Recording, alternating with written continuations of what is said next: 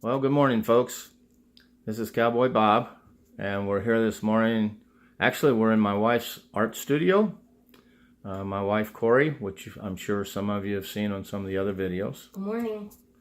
And Kori is a highly accomplished painter, and she's taught watercolor at the college level and has shown in many shows and has worked in several different countries. So I thought what we would do is spend a couple of seconds and let you watch how she works on one of her pieces that is, although it's getting closer to being done, it still isn't. Let me move around over here so we can get a better view of it. This is a painting of Wellington Lake in the fall. I've got a photograph of it over here. Wellington Lake is a lake, I'm sorry, not Wellington Lake, Hanging Lake in Colorado. And it's one that actually has a humorous story attached to it. With my kids and I was climbing up here one day. It's a 900-foot climb and over about 1.5 miles. But we did it in the snow. And I fell and embarrassed my kids because I was cussing and swearing most of the way. It was a pretty traumatic fall. But I have a love of this hanging lake in Colorado because it is such a diverse amount of habitats all in one spot. So it's way up in the mountains, about 1,100 feet up in the mountains, 11,000 feet up in the mountains.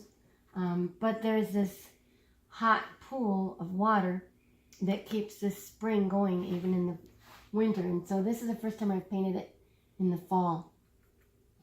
So there's a lot of diversity of colors and bright leafage going on. So right now I'm adding some of the yellow leaves that go in it. One of the great things about watercolor painting is that you can leave some areas kind of unspoken and then go in and splash some color in, which is what I'm doing here. And Colorado has so many bright leaves, and this year actually Oregon did too, but Colorado has it more often, so I kind of miss that sometimes. And I've done a lot of the dark work first, which is what you do with watercolor. Now I'm coming in and putting some light ones in. I use a paint that's called Holbein. Holbein has a life of 350 years, a light year life, which means it retains color the same as oil paintings do. And the reason I use it is because my paintings are higher end in price, and I want people to be able to have the full life of their colors, for their watercolors as well as for oils. And so this kind of watercolor paint does that.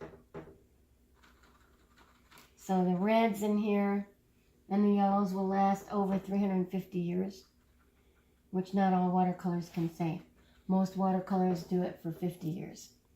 So these are a Dutch ground paint that you get from Holland, and you can get them in really good art stores. Now, is this what the old, what they call the old masters used over? It is. It's the kind of paint that the old masters used. The oils and the watercolor are a proud history for the Dutch people. They've had them since Renaissance times. And well, now I'm seeing something that looks like it's done over here. That's quite a departure from that painting. I want to walk over here. Excuse our mess here, folks. And here is one of her paintings. This is a series, one of a series. Why don't you tell us about this? I have a series of paintings that I'm pretty well known for called the Creator Woman series. And this is number 7 in the series. This is called Creator Woman, Mother Earth, Father Sky, and Rainbow Woman. And so what it is a depiction of most of the Creator women from different stories of Native people. So it's Mother Earth, it's White Buffalo Calf Woman, Star Woman, Thought Woman, Changing Woman.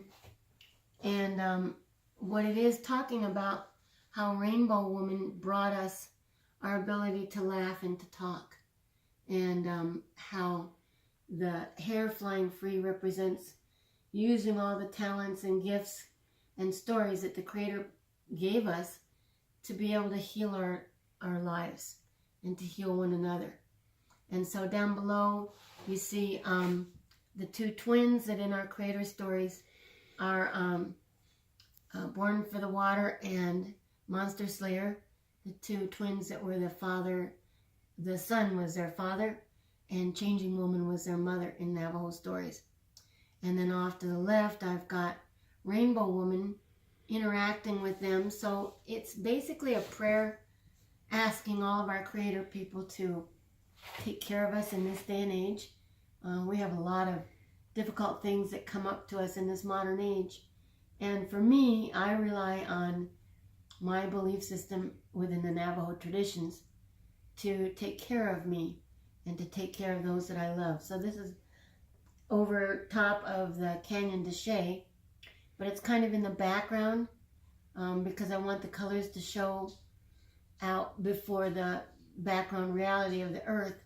I want to kind of make a statement that when things look like they're really going south for us as humans, we need to rely more on what our faith is, that Creator and the holy people take care of us, rather than what we can just see. So I've dimmed out the reality and put the stories and the faith in front so that we believe that more often and see it. Now, is this a watercolor also? It is. It's a pure style of watercolor. That means all the whites are the white of the paper. And it's the Holbein paint again. And so I use a lot of color. And some people say you don't have much control with watercolor. If you control the amount of water you use and the type of brushes you use, you do have a lot of control. But you have to have a good style of paint. Speaking of brushes, you have quite a collection there. I do. I'm brush poor. If somebody gives me $100 to spend, I'm likely to go buy a brush instead of shoes. And then right behind it is a painting that I always keep here. It's a pastel painting that my Aunt Gloria did of a flower. And she actually was the one that really brought out my artwork in me because I was very shy as a little girl. And so she let me sit beside her and practice with her art supplies. And my other aunt, my Aunt Mary, always encouraged me and would buy me art supplies. So as a child, really the language of art was my first language. It was where I could really lose myself and speak to people through that. Okay, now we're going to take a walk into the living room because I want to show people one of my favorite paintings that she has made for me a long time ago.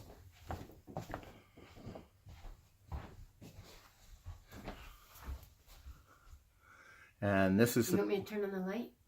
Try it. Let's see if it makes it better or worse. I think it holds better. Okay. All right. Now, I know what I think of the story of this painting, but I'm probably wrong on some of it. So why don't we let you tell about this painting? Well, one of the things I want to say about those stories is that when somebody buys one of my paintings, their own story is in there in their head, and that's important to me as an artist, that they have their own interpretation of why they like it and why it speaks to them. And I think every artist feels that way. We have our stories as we create it, but then it takes on its own new story for those that own it. Trust me, Kori's good at stories. Hush. This story is it's called Transformations. And it's about moving from difficult times to better times. And what you have to do to be able to make it there is to shed your old self, kind of like a butterfly does, and set boundaries like a hummingbird does, and seek beauty as a hummingbird does, and then be able to have a picture in your head that you can overcome and reach out towards Creator and people that trust you and love you. And sometimes there are times when there's nobody there. And so I put the mountains in there because at the time I was going through my really difficult time, I moved up to the mountains with my kids to be safe and to have a beautiful place to be. And what that did was create a safe haven for me. I found people up there that protected me and loved me and helped me. And then the sun behind it, the Navajo pattern, is that I found my native family during that time. And that turned out to be a huge blessing. To be able to find my heritage again. I am Navajo and Cherokee on one side, and a little bit of Cherokee on the other side, and of course Scots-Irish. So So a mutt. I'm a mutt. I'm mostly an Indian mutt, but I found family on the Navajo reservation that loved me and protected me through that difficult time, and helped my kids and I to get through it. And so it's mostly a painting to give other women that are facing some of the issues that I faced courage to move forward through abuse, through alcoholism, through drug abuse, whatever it is that you're facing, that you can believe in yourself and the Creator to pull you through. All right. Now, if somebody wanted to get a hold of you to get a print or one of your originals, how would they do that? They can either go to Etsy, ETSY.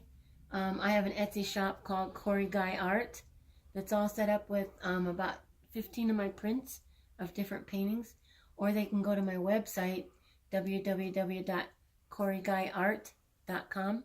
Or they can go to our ranch site, heartlineranch.com, and get me through any of those ways. Also, you could call me, 541-887-9013, and I'll be glad to help you.